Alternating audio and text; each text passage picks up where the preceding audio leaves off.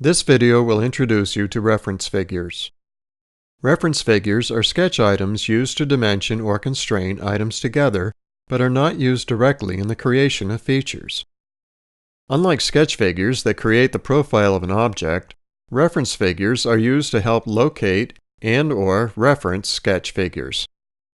Reference figures are like scaffolding that assists in the creation of sketch objects, but is ignored by operations that convert sketch objects into 3D models.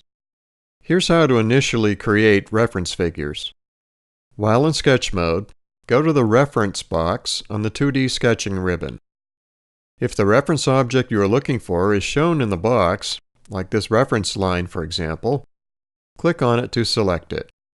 If the reference object you're looking for is not shown here, click on the text with the downward pointing arrow to the right of it and select it from the list. On the list, the arc, rectangle, spline, and ellipse sections have flyout menus providing additional selections.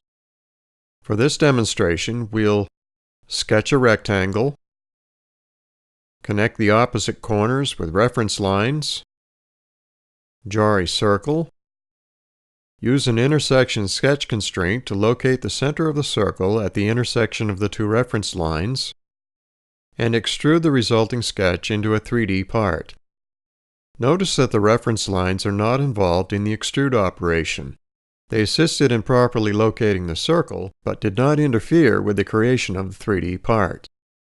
Reference figures can easily be converted to sketch figures, and vice versa.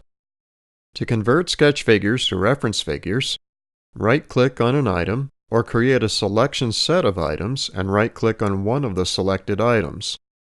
Then select Convert to Reference Figures from the pop-up menu. If you right-click on a reference figure, you will notice this is the same operation except the menu for this operation now reads Convert to Regular Figures, as seen here.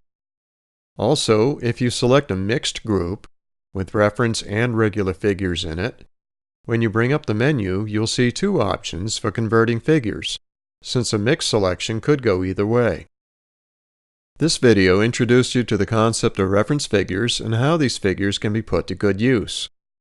You also learned how to convert regular figures into reference figures and reference figures into regular figures.